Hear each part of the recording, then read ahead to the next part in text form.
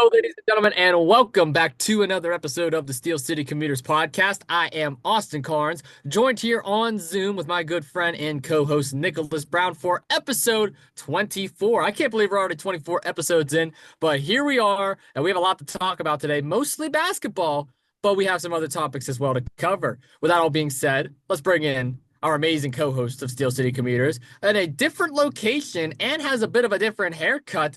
Downtown Nicholas, no longer Prince Brown. What happened? No more hair. No more hair. It was when did I get it? Oh, Friday I got a cut actually. Oh God, it's been so long. This heat has been driving me nuts. Friday was when I got a cut afternoon.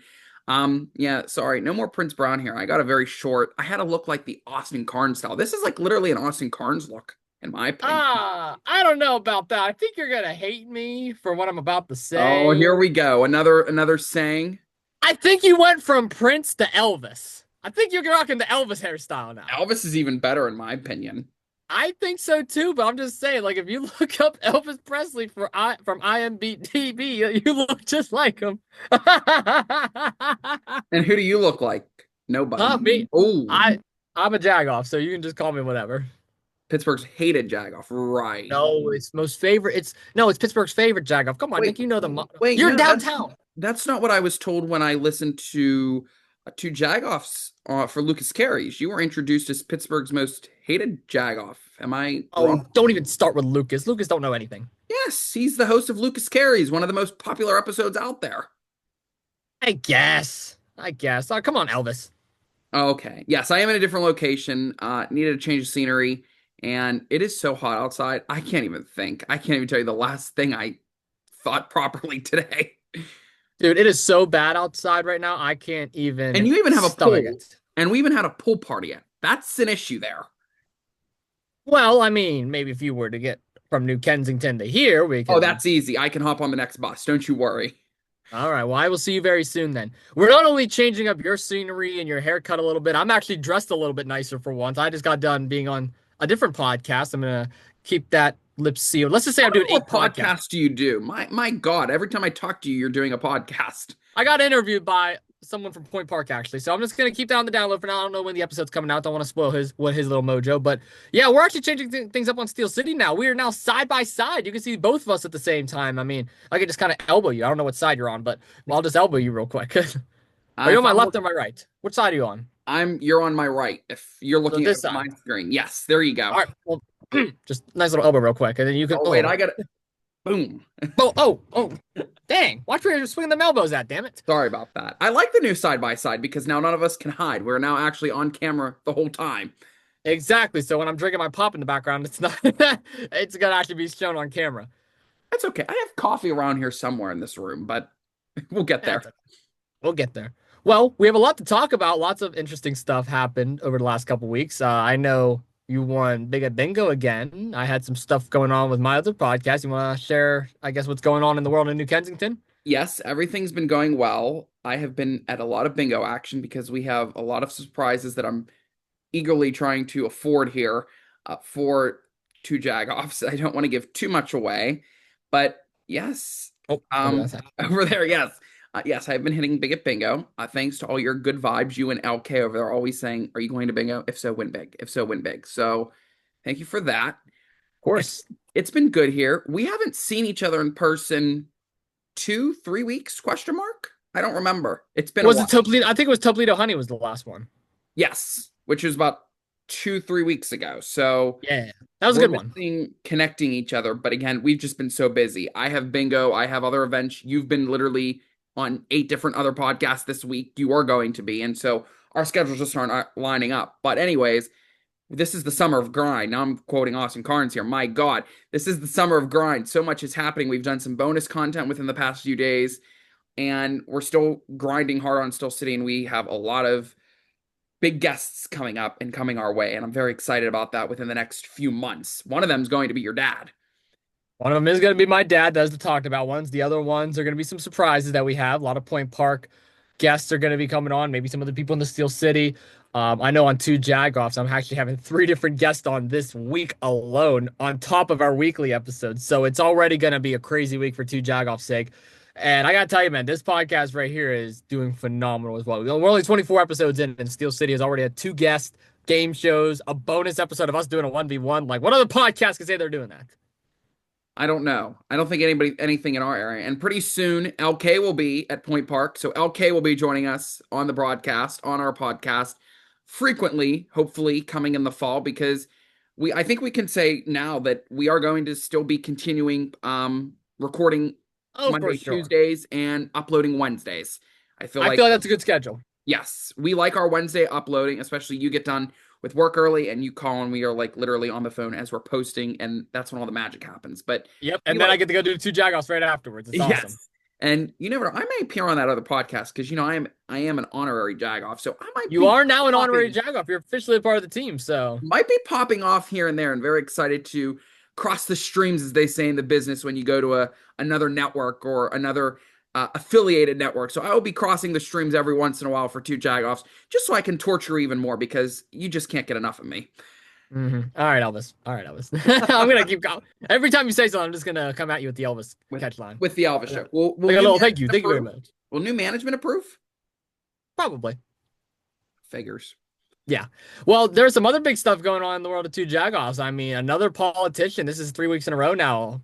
PA State Representative Anita Kulik. I know you listened to it. You texted me your opinion on it. What was your thoughts on that interview? I know we did a whole episode breaking down all my interviews. That was the one that was not talked about. Right. Anita Kulik was very good. She is a very good interview.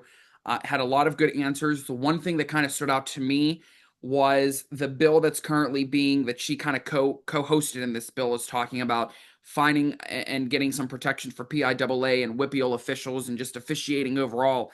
That if you don't have any officials, sports isn't going to happen. And I think that we can both relate to this. I used to play basketball. I used to announce basketball at my high school, and I used to go to pretty much all the games. And I can tell you, fans used to get heated in both PIAA and WPIAL.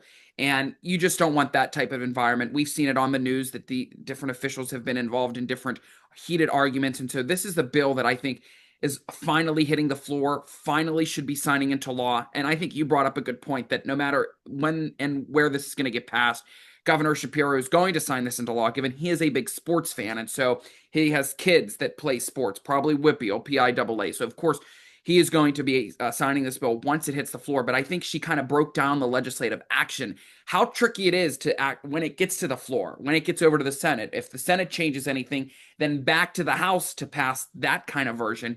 It's a long-awaited process, but once it's all finished, it's a bill that is worth reading. Every bill, not just this bill, but every bill. Once it's back and forth, and once it's at the governor's hands, this is bills are really good to read, especially this one. If you actually want to learn how to behave properly at a game here, it should be cheering everybody on, being supportive, but not leaving the stands and not causing any harm to anybody.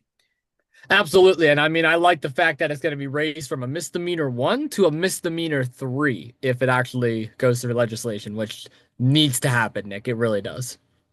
Oh, for sure. I think there's a lot of fans, especially when you get to different parts of the state.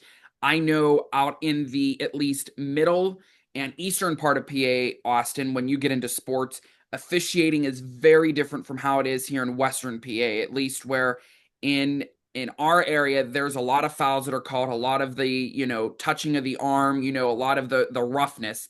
Out in the middle and eastern part of the other states, they let them play. And so that there comes an issue when you have a lot of the different counties and different areas colliding.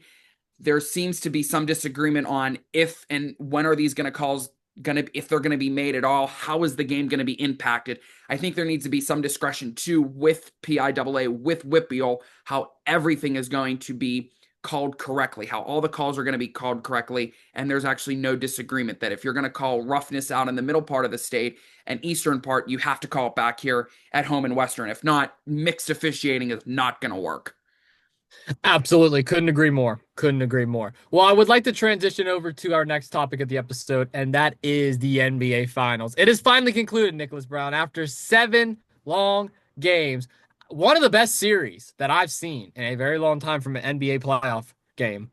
The Indiana Pacers have fallen to the Oklahoma City Thunder, and they have won their first championship in franchise history under the OKC Thunder. Of course, back when they were the Seattle Supersonics, that was a different story. But ever since they have rebranded and relocated Oklahoma City as the Thunder, this is their first ring. SGA's first, Jalen Williams first, Alex Caruso second.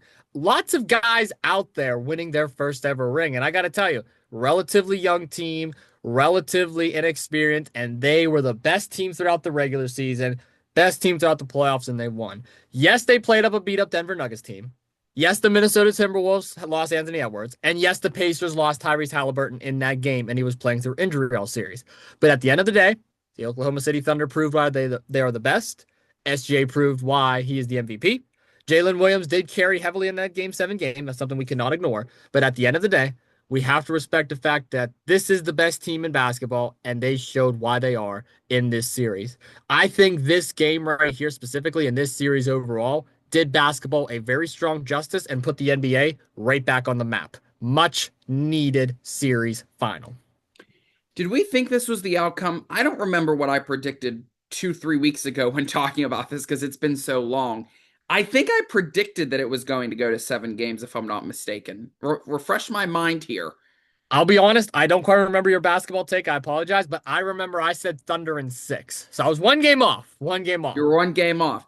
And I don't know if you know, Austin, but there was someone that walked away with almost $1 million yesterday. I can tell you what, it wasn't me, Nick. It wasn't me either, but there was a lot of sports betting on this. And I think when you get into a game like this, basketball, this is what the sports betting companies want to see. This is what made it exciting. We went to 7 games. I think it was going to be tricky if they did it, best out of 7 in 4 games. It would have just been tricky. But in the meantime, you can see how well both of these teams played. It was a struggle on both because of how the environment has changed, how the courts have changed. Once you get acclimated to the court, there's nothing to worry about when you have a different feeling, when you have strong of emotions and you go to game 7, you just want to end it, and you want to end it there powerfully on a powerful note. No stopping, no slowing. You just want to power through that game, and I think that's what happened. I will also tell you this too. It seemed like they had more heart. I mean, at the end of the day, you need to have more heart, have more passion, and the ability to score. And Oklahoma City has many different versatile ways that they can score.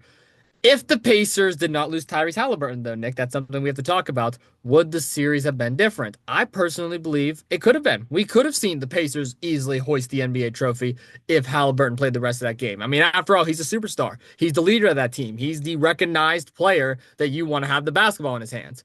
But he went down with that injury. And I feel awful for him. I wish him nothing but the best. I know he's going to recover and come back better than ever. It was an amazing run, but the Thunder were simply the better team, and that is why they won.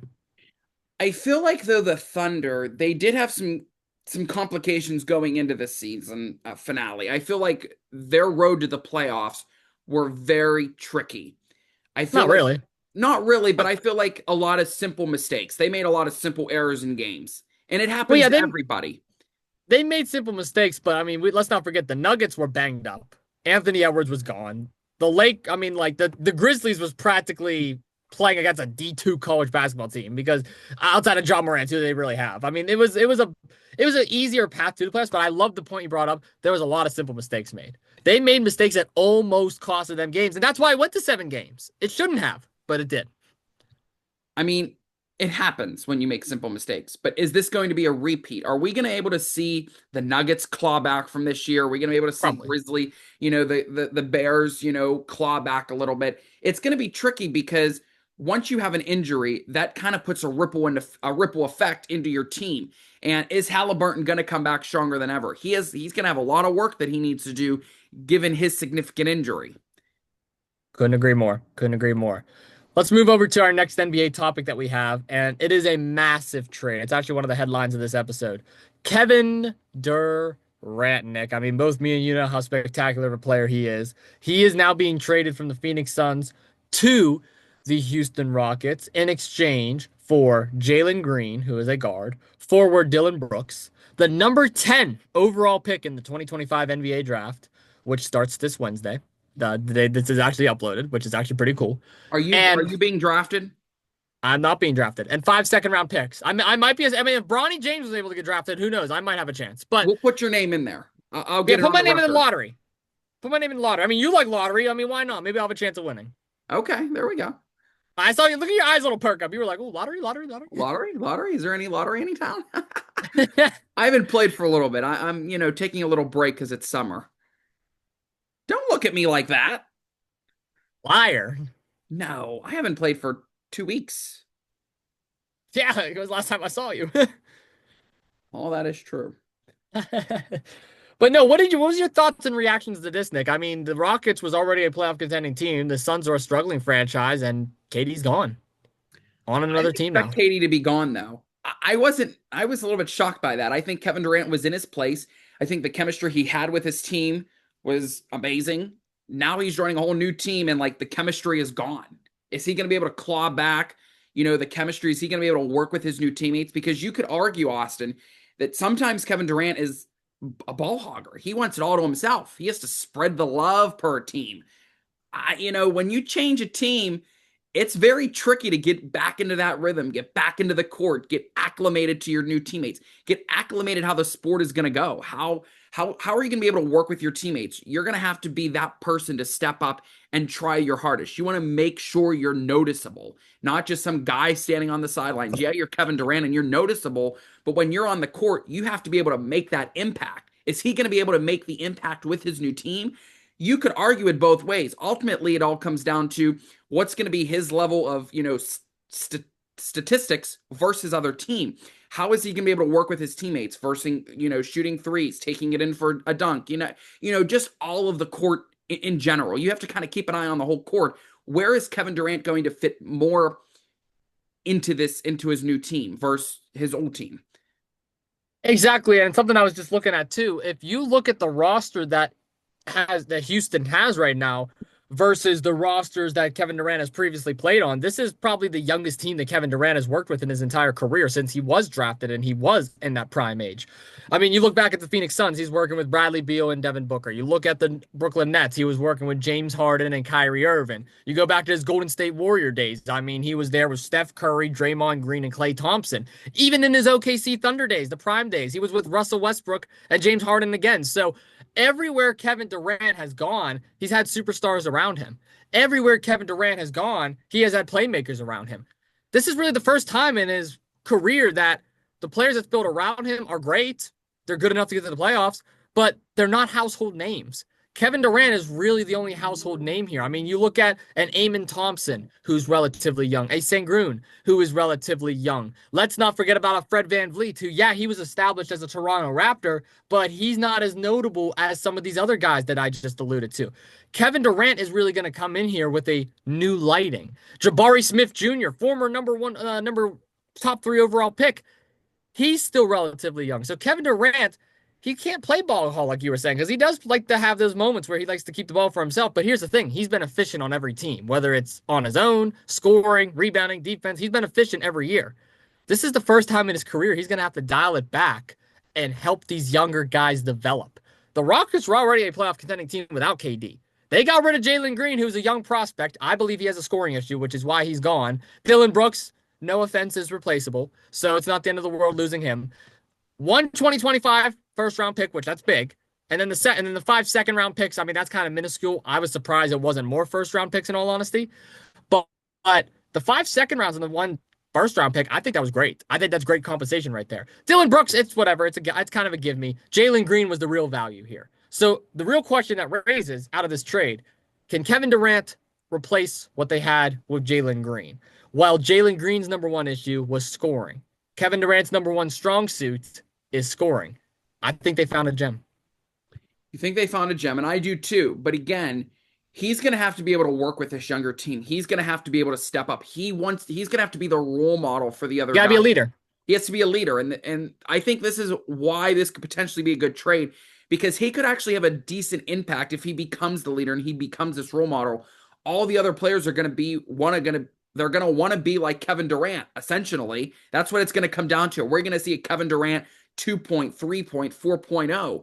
When you're a leader of the team, people want to follow in your footsteps. And so if you do amazing work and you work with the coaches, work with the players, you're going to shine. And I think if you look at the trade like that, in my eyes, that's a positive. But if you look at it and you can play devil's advocate at a younger team, sometimes the younger ones aren't very professional like. They don't really have an eye on the ball. They're very confused in certain situations. When Kevin Durant gets like 2, 3 guys surrounded on him, he's able to get out of certain situations and just throw the ball up and shoot it and make it.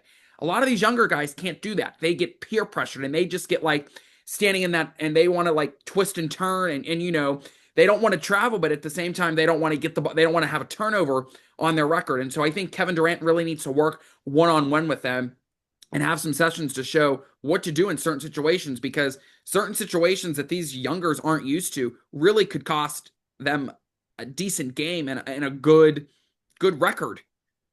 Let's not forget, too, Kevin Durant is 36 years of age. He played 62 out of the 82 games last year, only missing 20 games. And for someone his age, that's honestly relatively solid. He averaged 26.6 points per game, 6 rebounds, and 4.5 assists.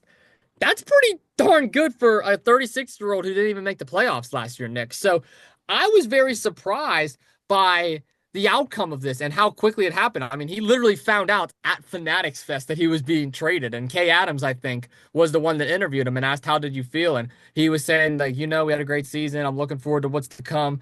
And I mean, going to a Rockets team that ended up losing last year to the Golden State Warriors. And I think they finished second in the Western Conference. I could be wrong on that, but they lost to the Golden State Warriors in the first round of the playoffs this year. They are now in prime position to win the West. Because let's not forget, the Thunder, yeah, they won the championship, but they had a lot of trials and tribulations. The Nuggets are banged up. The Timberwolves are banged up. The Lakers can't make it past round one. Clippers can't make it past round one. What's going to happen in the West next year? Is this trouble in paradise for these other teams? Are we going to start to see some new faces?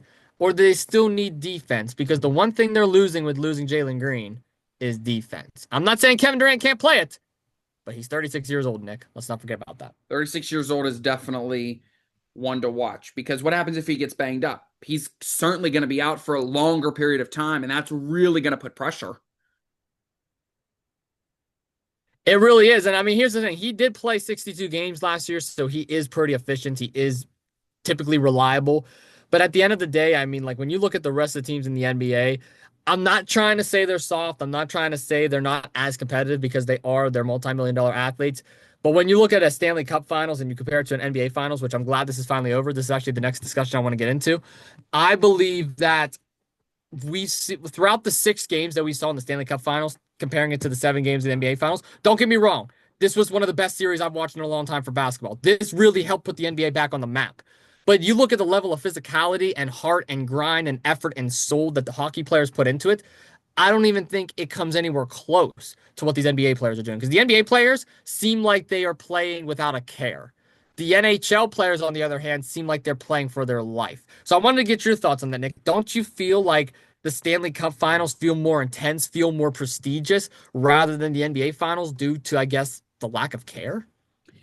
You could certainly argue that. I feel like Stanley Cup was more engaging, more people were watching, more people were talking about it. If you told me that Game 7 didn't, was Sunday night, I would have never known when we were talking this week, just because I feel like basketball has dropped this day and age, just because it's not either not very popular with the teams in it, or people just don't care because there's going to be a repeat of a champion just like the Stanley Cup. And I mean, you could argue that, but I also feel like the NBA commissioner, it would be more like it if he came out and did more interviews and kind of try and hyped up the playoffs, try and hyped up some of these teams, hyped up some of these players. I know when I was getting my haircut, instead of focusing on NBA, on ESPN analytics, they were literally talking about football. And football was still 5-6 months away here. That just shows you that NBA really isn't talked about anymore these days. Yeah, and I gotta tell you, man, like I love both sports. I really do. I believe both the NHL and the NBA are phenomenal in their own rights, and they have a lot of players that get behind, respect, and root for. But what I've seen in both of these playoffs this year has been physicality and immense amount of talent from hockey players, but kind of a step back from NBA players. I guess so. I mean, when you take a step back and you look at it from a wide view, do more people make NBA brackets or Stanley Cup playoff brackets? I don't ever remake. I mean, we made an NBA bracket, but like, is that really a competition anymore? Yes, people bet, but also Stanley Cup just seems more real to me. It's more interesting to watch. NBA, it's just okay. I mean, the game should Yeah, be it's close. there. It's there. The game should be close. You should be tied for most of the game if you're in the playoffs. It really should come down to 1 to 2 points.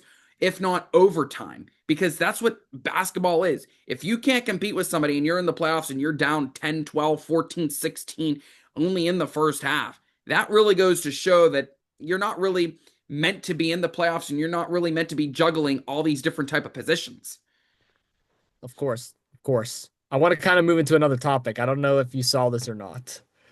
Remember last week, Nick Brown, on Steel City, we were talking about all these different sports. We were talking hockey and football and basketball and such. And I brought up the College World Series, and you said, yeah, I didn't even know it was going on, so it's not even notable to talk about. Yes. Well, there's actually something notable to talk about it. I don't know if you saw this or not. How about the head coach of Coastal Carolina getting ejected in the first inning, and then the first base coach soon followed? Please tell me you saw that. I did not see that. What am I missing? Head coach Kevin Schnall of Coastal Carolina was ejected in the first inning because he was upset over a call over an 0-1 pitch count. He came out and he started arguing with the umpire, and the umpire tossed him immediately.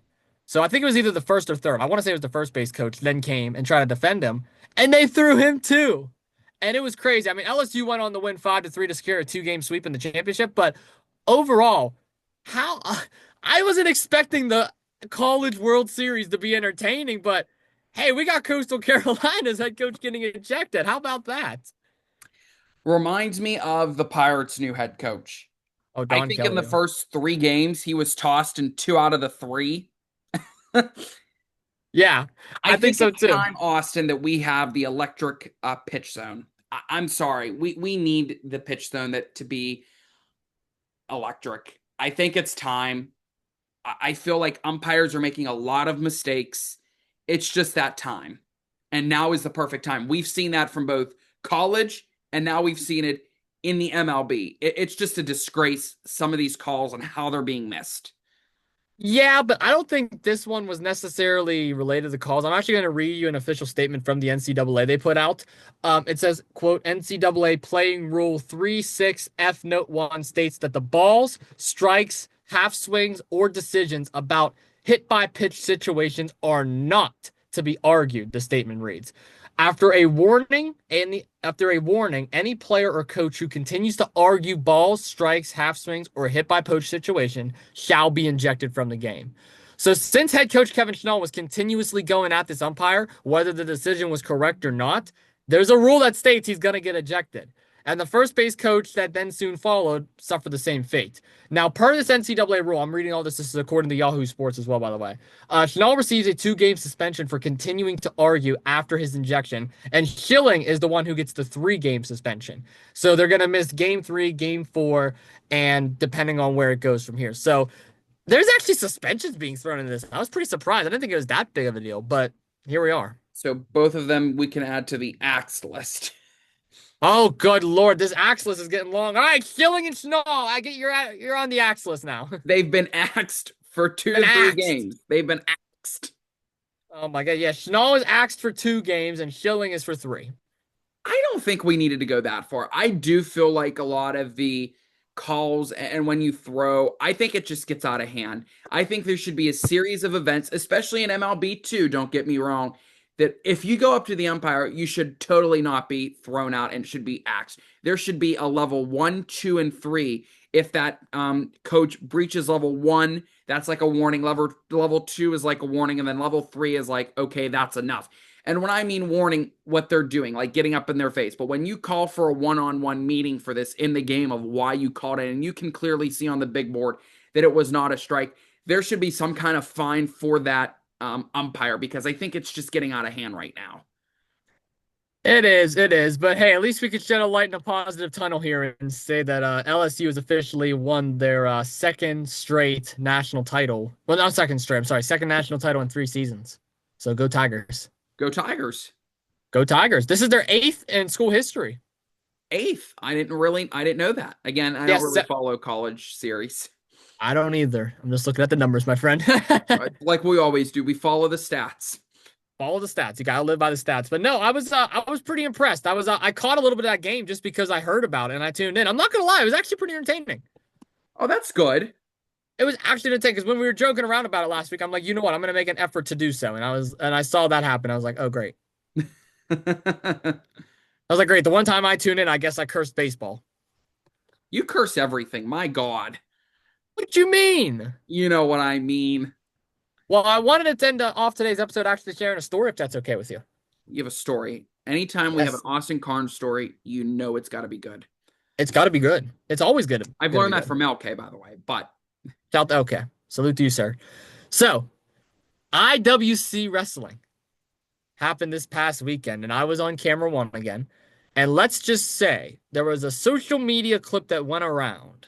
I didn't record it. I think it was an unidentified source. LK and Kevin actually happened to be in the video as well with a friend of two Jagoffs, a friend of mine, actually. Good old Andrew Palace. And I don't know if you saw this or not, Nick. Mr. Palace, Mr. Pickle Palace, was trying to pick on me and tell me that he was going to bring pickles to the next show, and I was going to have to forcefully eat them for a promo. And LK and Kevin, of course, was egging him on like the children they are. Thoughts? I do remember seeing this video. And the first thing I said is pickles for Austin? Hell yes. No. Yes. Kevin and Lucas did the correct thing by engaging with Palace, egged him on with pickles. And next time at IWC, you'll be eating pickles. And I can't wait to see that. Maybe in person. Maybe in person. You at IWC. If you're going to eat pickles, I think I might have to drag myself there. Saturday, July 12th, IWC Wipeout. I already have an event scheduled. Damn. Darn. Well, you're going to miss it. But don't you worry. We're going to be getting you to eat pickles on Still City and on Two Jagoffs in the coming months. That's all I'm going to say. Great. Thanks, Nick Brown. Pickles and Austin. Hey, you're dressed like a pickle today. You're in green. Perfect. Does that have to do with anything? God forbid I try and dress nice. Look, I was trying to wear a colored shirt. And it's green, which signifies you like pickles. Maybe it's Point Park or Carlington or Pickles. I And hate you. Andrew Palace is a great guy and definitely would love to see you eat pickles in person. You very well angered him when you interviewed him and said, I don't like pickles. Yeah, the interview that I was on today, he was also not too thrilled that I didn't like pickles. So I guess it's a common theme. Even Caden Warner got on me for it. Even I'm getting on you for no pickles. Lucas Well, is you even you getting what? you No. you you, you, you get on me for everything. No, I give you some leeway. I give you some slack. Yeah, about time you give me some slack. Hey, I'll tell you this though, in all seriousness, Andrew Powell's great guy. Love talking to him. I chat with him multiple times throughout the show. What an event, Nick. I know you're not a wrestling fan, but if you were a wrestling fan, a monumental moment happened. Duke Davis ended Bill Collier's 931-day championship reign for the world title in a steel cage. Blood was shed, bodies were broken, and it was amazing. You're telling me It was you weren't in the steel cage with them? No, I was not in no goddamn steel cage. What's wrong with you? Are you trying to get me injured? Well, you already practically injure yourself when you get hit by a chair, and I will be doing that too, so don't you worry. I got put through a closet door last week too. You're just racking up your bucket list, and I'm excited to contribute in the coming months. Thank you very much, Nick Brown. But hey, I am very much looking forward to the rest of this week. This is now the fourth podcast I have done this week. I did Inside the Ring. I did the bonus episode with you. I was on somebody else's podcast, and now we're on Steel City. And guess what? I still got 4 more episodes of Two Jagoffs to film in the next 4 days. Are you going to sound raspy by Friday? I might. I'm doing a weekly episode with my dad tomorrow. I got a very special interview, which I don't want to spoil, but on Wednesday. I have another interview on Thursday and another interview on Friday. So the you're next 3 telling me weeks. you're going to sound raspy, just like the Anita Kulik interview. Perfect. Yeah, that was my only bad critique for it. I sounded awful. I sounded like dog shit. I'll be honest, because it was bad. I woke up and I lost my voice from wrestling the night before, and then of course the other It's podcast because meeting all did. the blasphemous statements that you spiel. Oh, stop with that nonsense rhetoric over there in New Kensington.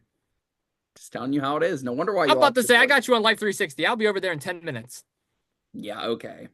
Now you Just sound, kidding. yeah, okay. We know Or you're not coming anywhere near. Just like Lucas will tell you. You ain't coming anywhere near South Fayette. And I can echo that. You ain't coming anywhere near New Ken. Even when you threaten to say it. Nothing ever happens. We'll see. No, you mean we'll see. I can back it up with evidence. The amount of text messages that you say you're going to get got. I'm going to come get you. You never show up. I'm gonna send Kevin your way. Absolutely not. That is Yeah. Oh, not allowed. absolutely yes. He is not on our Life 360. and he is not allowed to be on our Life 360 because he would actually Well, do it. somebody may or may not have a link now and is in the midst of downloading it. So, What did you oopsie. do? Let's just say the casino has gotten bigger. Oh, and the casino will be closing when he officially enters. Well, the casino closes when you come because you spent all your damn money there. No, I can't wait till I turn 21. Oh, we know. We're gonna have a fun time on my 21st birthday at the casino on a Saturday. Oh, Saturday. It better not be IWC Saturday, but yes. Well, too bad if it is. You're gonna have to miss IWC. I'm not missing no IWC. Fine with me. No casino for Austin Carhinge over there. See, I gave you a cool nickname. I called you Elvis, and then I called you Prince, and you're calling me Carhinge. I mean, like, I'd rather JFK be one. Okay, Pickle Boy. Don't give me the look. I don't need the Austin Carnes look. It doesn't matter if we're on Zoom or in the media hub. You're gonna get the look regardless. I guess so. It's just warranted in your eyes. Right, right. Well, this was a fun episode, a little more of a laid back one, I We're think. always laid back, let's be honest. I talked to a very big listener of the show actually today. Lucas Coons. Good old Bernie. Oh, Shout out to Bernie. Bernie. Oh, I should have known that. Of course you talk to Bernie. Don't you talk to him every other day? Yeah, hold on. There's a fly. Got it. All right, sorry. Yeah, there's a fly right above me. Yeah, I talked to Bernie today. I can't really reveal. It's top secret comp. What's the word? Top secret information. Can't reveal. You already know. It's been sealed. It has been sealed. Bernie, Envelope. Bernie will eventually be joining us on Still City. Don't you worry, everybody. Our most favorite listener, our biggest supporter, I think, of all of Point Park, will be joining us on Still City. Yes, sir. We love Bernie over here. We love Just a Bernie. few months. We are working everything out. We are working behind the scenes. Bernie will definitely be on Still City and in person. That is the one thing we have to say. All interviews that we do from going forward will be in person in the Media Hub, and I will be sitting right next to Austin Carnes so I can torture him in the middle of the interview. Hey, remember this? Remember this? Remember this? Remember this? No, don't do it. Oh. Dang! Watch where you're swinging them damn elbows. What's wrong with you? Almost took me out of the chair this time. No, don't do it. Don't do it. Yeah, that's right. Bam. My gosh. See, good thing I can sell. Good thing that you can sell. But yes, Bernie will eventually be joining us on Still City. We will have a lot to talk about with Bernie, given he is a Pittsburgh native. He is A legend. legend. He used to be a former journalist. He's the dean of School of Comm. There's a lot we can get out of Bernie that he would be insightful for Still City. For sure. For sure. Well, Nick Brown, 24 episodes in. I'm looking forward to another 24. This summer is flying. I know I always joke around with the summer grind, but in all honesty, I really am looking forward to doing Steel City each and every single week with you. It's always an honor. It is always an honor, and it's always an honor to be on Two Jagoffs as an honorary Jagoff. Yes, it is. Oh, wrong side. There it is. Yeah, over there. Yeah. Pretty I'm soon, trying- I will have a Two Jagoff shirt on once the merch finally arrives. Hopefully. If the merch doesn't get here soon, the delivery driver is going to also be axed. Just like good old head coach Josh Shilley from Coastal Carolina. This axe list is going to be big. I think I'm running out of room in my notebook. Well, you already added 2 Coastal Carolina coaches, so who knows how much bigger it can get. I'm running out of room. I need to go get another notebook because that's how much information that's in that notebook. That's very vital.